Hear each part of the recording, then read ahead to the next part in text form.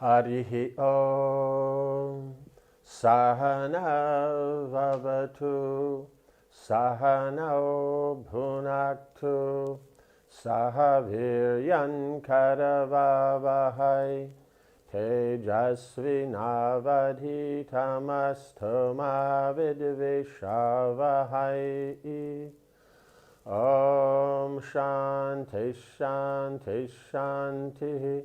Om Jaya Shri Krishna Chaitanya Prabhu Nityananda Shri Advaita Gadadhara Shivasari Gaura Bhakta Vrinda. Hare Krishna Krishna Krishna Hare Hare Hare Rama Rama Rama Hare Hare. Okay, so from reading from Mahabharata, the martial exhibition. So we remember before that Drona was teaching all the students and everything, so now they've been trained, and so then after that, then they'll have a show so that the public, and also all the elders and leaders of the society, then they can feel, say, satisfied at their education, that they properly know, they can do things very nicely. Okay, chapter 5. Among Drona's pupils, Bhima and Duryodhana, deadly rivals, both became matchless in mace fighting, right, so in the club. So Bhima and Duryodhana were the best at the clubs. Yudhishthira was the greatest spearman and chariot fighter, right, because a spearman means that you have the spears to be able to throw the spears or, work with the spears and that, and fighting within the chariot. Nakula and Sahadev were the best swordsmen, so they could fight with a sword better than all the other students. So what's being listed here is who was the best in each area of the fighting. And Ashwatthama showed the greatest ability at mystical weapons, right, the celestial weapons. Because remember that Dronacharya, after teaching everyone else, would teach something extra to Ashwatthama by that trick of giving the small pots and the big pots, with the small mouth and the big mouth. And so then Ashwatthama had one with the big mouth, so it would fill up quickly, while everybody else had the ones with the small mouth, so it would take a little extra time. So in that few extra seconds and all that, then he would teach them something. But Arjuna would fill his pot by mantra with the water weapon, and in this way he would show up even before Ashwatthama. But so he knew that. Arjuna, however, excelled everyone in all aspects. He became an atirati, a warrior capable of fighting 60,000 other warriors simultaneously. But, so you hear in the modern kind of things that you can fight, with 3 people at once, or, so many, or a group, a dozen people. But here it's 60,000 warriors. So it's not just people that don't know something. So you have the Rati, who can fight with 1,000, Maharati, who can fight with 10,000, and Atirati, who can fight with 60,000. So Arjuna was an Atirati. So he's, topmost. This only increased the envy Dhritarashtra's sons felt towards him, as well as towards his brother, the mighty Bhima. Right? So that they all get trained and they're all very good, right? Duryodhana is good, they're all good. But that Arjuna is the best, it just makes Duryodhana and his brothers feel even more envious. And then Bhima is as good as Duryodhana. And so then they're on equal matches there. So they're both physically very strong, they're both good at the club. And as we saw before, Duryodhana specifically wants to get rid of Bhima, right, because he's so strong.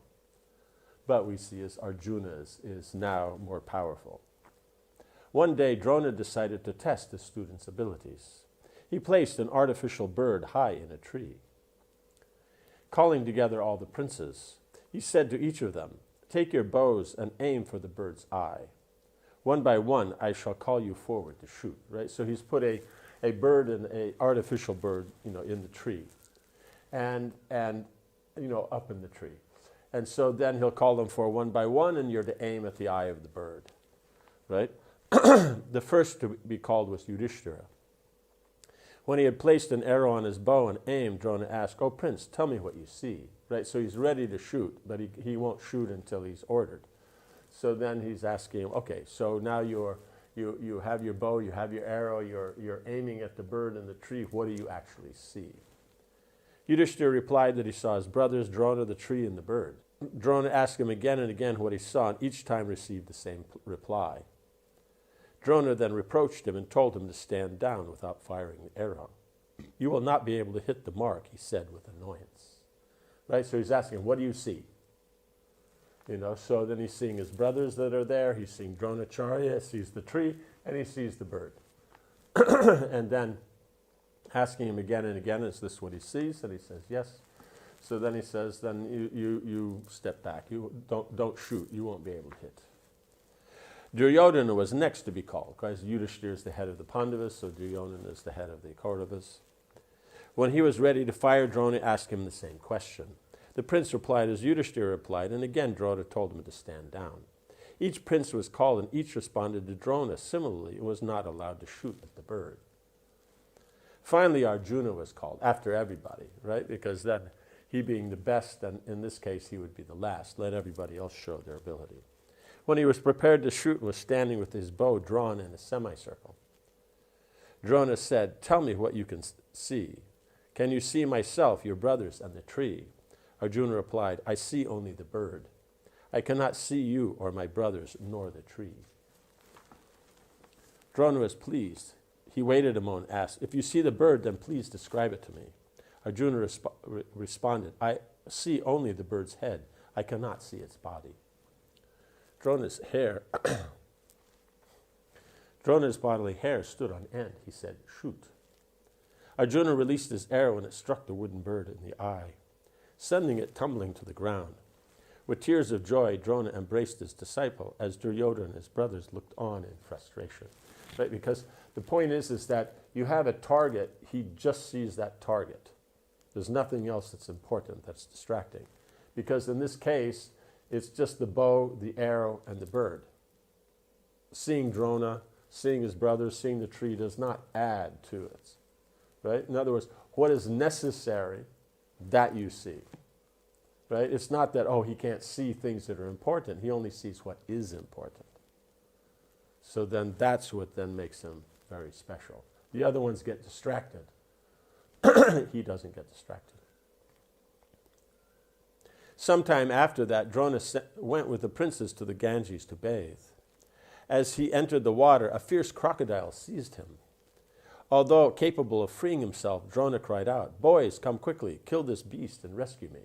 Right, so he's strong enough to take care, but he's testing. Right? Like we said, before he had this test, now here's another one. The princes were confounded with sorrow at seeing their teacher held by the crocodile. They froze in fear, all except Arjuna. He instantly fired 5 arrows that struck the reptile under the water and cut it to pieces.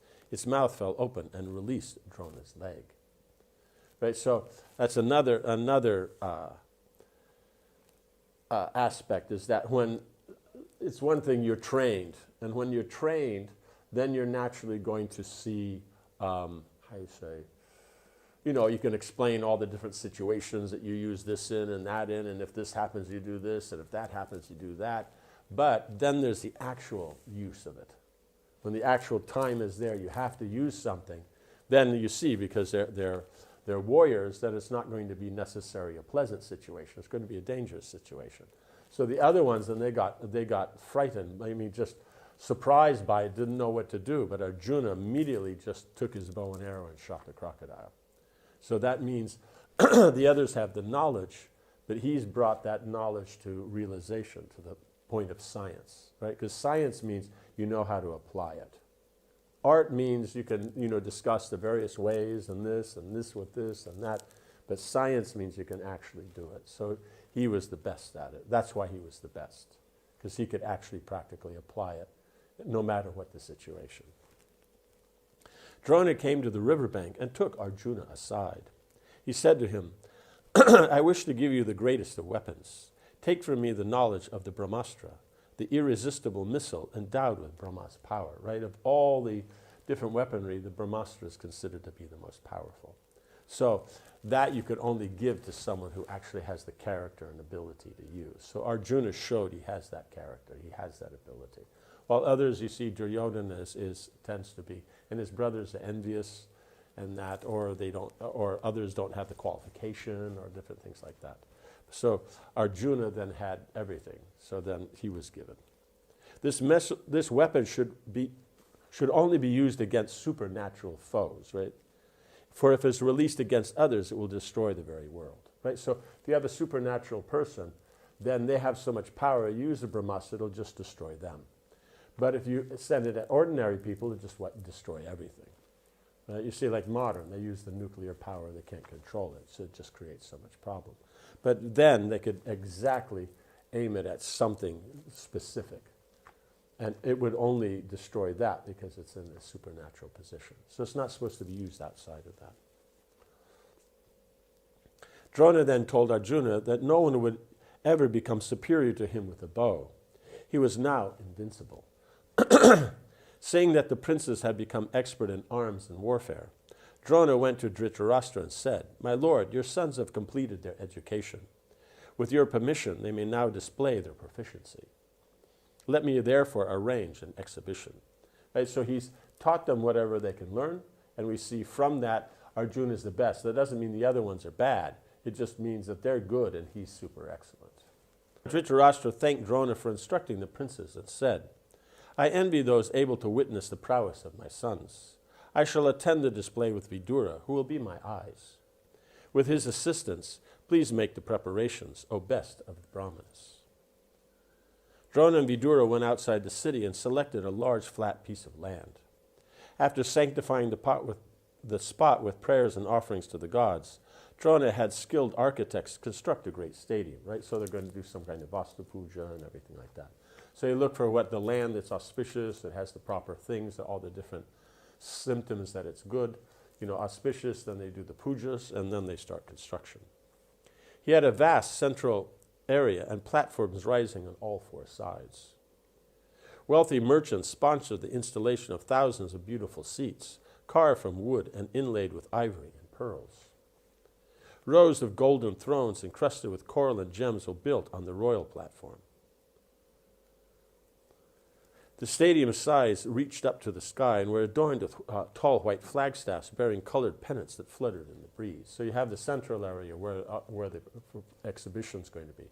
Then on the four sides, then you have the whole area for sitting for all the different persons. So the Kshatriyas on one side, Brahmins one side, Vaishyas one side, the Shudras one side. And so then everybody is going to come and see. So that's the thing, is even though it's an exhibition for the king to see that his children are properly trained, but it's also so that everybody can see and be confident that the next generation of kings have come up, and they're going to protect the kingdom, and they're going to rule nicely. So you want everyone there. You want the common person there. You want the businessmen there. You want the other Kshatriyas. You want the Brahmins, because then in a safe environment, a protected environment, everybody prospers.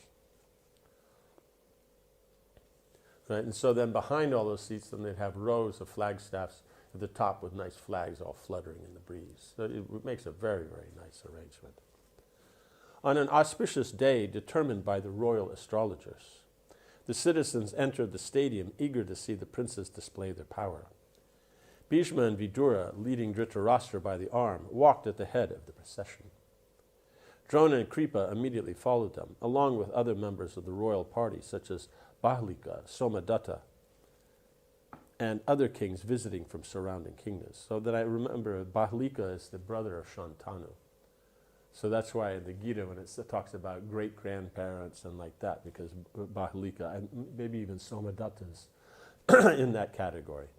But they're like the senior most of all the Kshatriyas that are there, other than Bhishma. Right? Then Dhritarashtra is because he's the king, Vidura because he's his prime minister.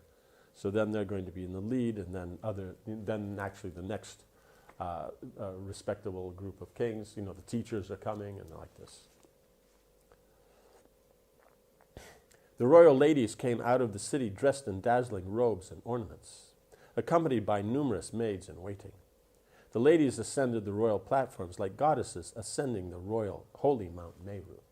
Because Mount Meru's there, and on the sides of it, then all the different demigods will come and spend time, afternoons, have picnics, and just have a pleasant time. So all the royal ladies, how they came out and dressed, and how they went up, and how they sat, it was like the heavenly ladies were taking their places on Mount Meru. Crowds of citizens of all four castes thronged into the stadium and marveled at its beauty, right? So the stadium itself is very, very nice. Large sections were built of pure gold, studded with priceless Vaidurya gems. It was decorated with countless garlands of bright flowers and strings of pearls, right? So they put garlands and pearls as decoration, So the amount of wealth and opulence that they had was so great that they have that many flowers and that many people to make, and so these things are all very important, part of lifestyle. So therefore, flowers are a major part of people's lives. So therefore, so many flowers were there. There were so many people who could make garlands and arrange flowers. So it was always going on because everybody would be decorating their house, decorating the gates in the city and all that. So it was constantly. So it wasn't just, be regularly being done. So it's a. The sound of people filling the stadium was like the surging ocean, right? So many people coming and excited and moving, and that it would make sounds like when the ocean's coming in, like this. Trumpets were blown and drums beaten, mixed with the blasts of thousands of conch shells and the excited talk of the people. So all this is happening at once. You can see it's a very, very, excited atmosphere. The bugles are blowing, the conch shells are blowing, drums are beating, the people are talking and excited. When everyone was seated, Drona entered the arena with his son Ashwatthama, right? So he comes into the middle. So everyone's sitting around the sides. He wore white robes and white garlands, and his body was smeared white with sandalwood paste. His hair and beard were also white, because you'd be elderly at this time. With his powerful son, he looked like the moon accompanied by Mars. The noise of the crowd subsided as Drona entered, right? Because they're all, talking and that, and talking about how wonderful it is, and this and that. And so then when Drona comes in, because everyone knows it's going to be an exhibition of the prince's valor, and Drona is the teacher. So when he comes in, then he must be the master of ceremonies. So everything's going to start. Drona then had a large number of Brahmins perform auspicious rites in the arena, right? So the Swasti Vachana and those things where they chant mantras and throw rice and these kind of things. The mantras echoed around the stadium. Expert musicians simultaneously played their instruments, creating a sound that pleased and calmed the expectant audience, right? So the chanting of mantras along with the playing of the musical instruments, those two go together. It's just like when we do the yagya, the mahayagya, and that, then the devotees are playing the musical instruments and all that. So it just adds to the nice flavor that's there. So in other words, the instruments don't overpower the chanting, they just nicely match the chanting. That's the balance. The princes then entered the arena, headed by Yudhishthira, and striding like proud and mighty lions. They were clad in brilliant armor and equipped with every kind of weapon. Drona ordered them to show off their different skills. Beginning with Yudhishthira, the princes stepped forward one by one. They mounted swift horses and rode them expertly, wheeling about the arena and hitting both still and moving targets with arrows engraved with their respective names, right? So they can go and get their arrows back.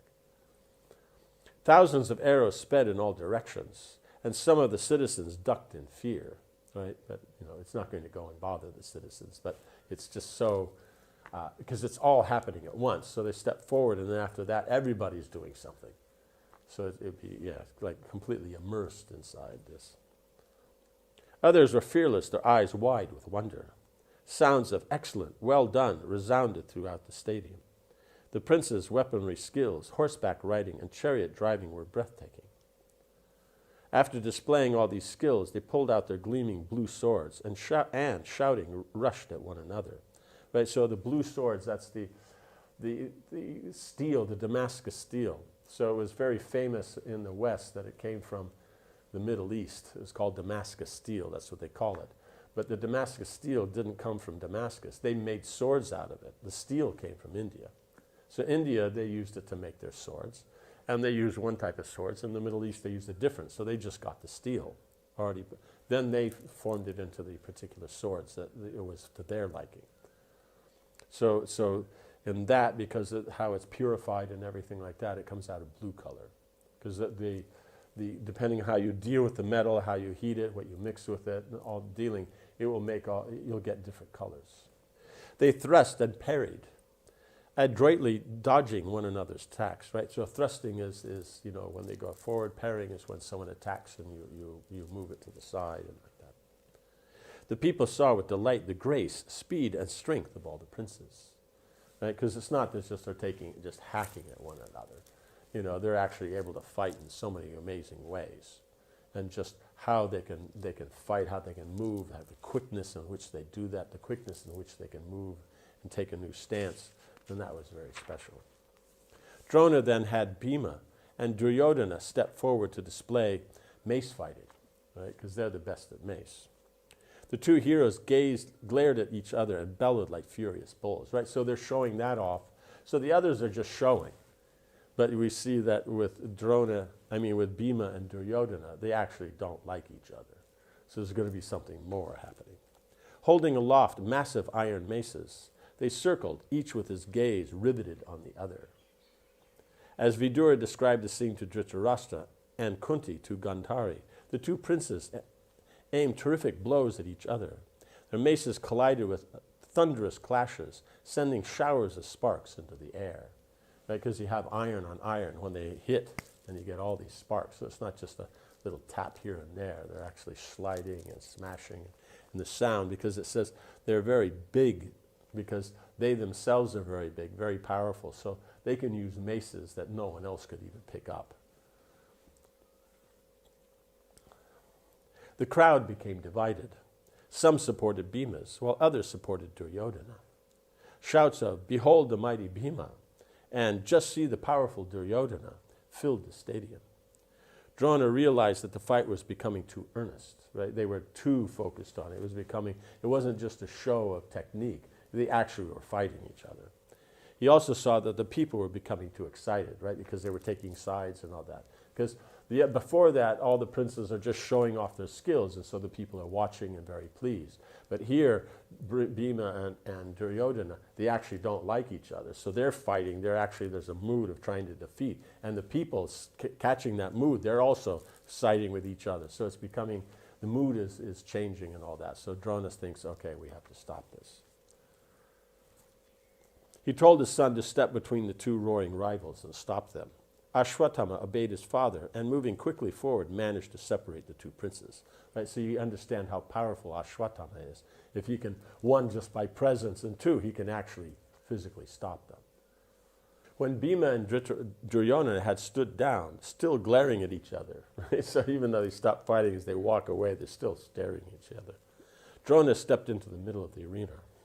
He stopped the musicians and spoke in a voice that resounded like thunder, right? Because now, again, he's showing everybody there.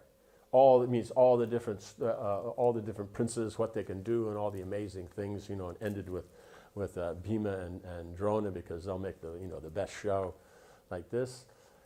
But he now is the final show, right? Behold now Arjuna's abilities, right? Because he's better than all of them. He is dearer to me than my own son, right? And you see, he comes out with his son, does everything with his son. His son is the one that's, arranging things. So Arjuna is even more. This son of Indra is incomparable at every kind of martial skill, right? So being the son of Indra, then naturally Indra can use all variety of weapons, right? As Drona spoke, Arjuna entered the arena, clad in golden armor, with a large golden quiver of arrows on his back. The illustrious prince appeared like a cloud reflecting the rays of the evening sun and illuminated by a rainbow and flashes of lightning. The invincible warrior walked with the gait of a lion, and as he glanced about the arena, he terrified all those upon whom his eyes fell, right? Because Kshatriyas, their eyes are very, very powerful, very, very intense. And so when they look at something, then it'll throw off. A cry of joy went up from the audience. People blew conchas and played musical instruments. Quote, "This handsome youth is Kunti's third son, and he is the best of all virtuous men and the most powerful," right? Because he knows how to behave and all that. So it's not just that he's good at weaponry and all that. Like Ekalavya was good at weaponry but didn't have the character. But Arjuna is good at the weapons and has the character. So that's what you want in a king. Some people said, he is the son of the mighty Indra and the best protector of the Kuru race. And others added, all kinds of praises were heard from the crowd. Oh, yes. Hearing these, Kunti felt milk flow from her breasts. Along with her tears, it completely drenched her bosom, right? So her maternal affection was so great that, she just had that feeling of that motherliness. Dhritarashtra asked Vidura why the people were shouting so joyously. When Vidura told him that it was because Arjuna had appeared, Dhritarashtra said, how blessed I am by Kunti's 3 sons. They are like the 3 sacrificial fires, and Kunti is like the sacred fuel. Right? So when the daily yajnas of the Brahmins and that, then when they're performing, there's 3 different fires. They have 3 different kundas that have 3 different fires in them. And then, so they're like that, so that auspiciousness is there, and Kunti is the one that feeds, and nourishes the fires. And so, between Kunti and her sons, then he's saying we're so blessed. Because they are, as the Kurus, they are blessed to have the Pandavas. The only slight difficulty is Duryodhana would like to sit on the throne instead of Yudhishthira, and Dhritarashtra would also like that also. But as far as protecting the kingdom, if the Pandavas were just submissive to the Kauravas and allowed Duryodhana to sit on the throne, then you don't have any better asset than them. But the problem is that's not actually how it's supposed to be. But Dhritarashtra burned secretly within himself. Why had the people not cheered his own sons in the same way? Right, but they didn't cheer anybody else. It was just, it's not even when Yudhishthira and all them came. So he's just saying, why not my sons? When it was even the other Pandavas they didn't cheer. It was just Arjuna like that. It means they were impressed by everyone in general, like as students. All the students are so well trained. Then there's Arjuna. But, he's feeling. So we see is just as Kunti's feeling that motherly affection, then Dhritarashtra is burning with his that jealousy and that why his sons are not. If only he could see what was happening. Okay, so we'll stop here. And then tomorrow we'll hear about what Arjuna did and that. Because it's quite, so many things are there, so it itself is its own story. Om Hare Krishna, Krishna Krishna, Hare Hare, Hare Rama, Rama Rama, Hare Hare. Jai Srila Prabhupada ki Jai.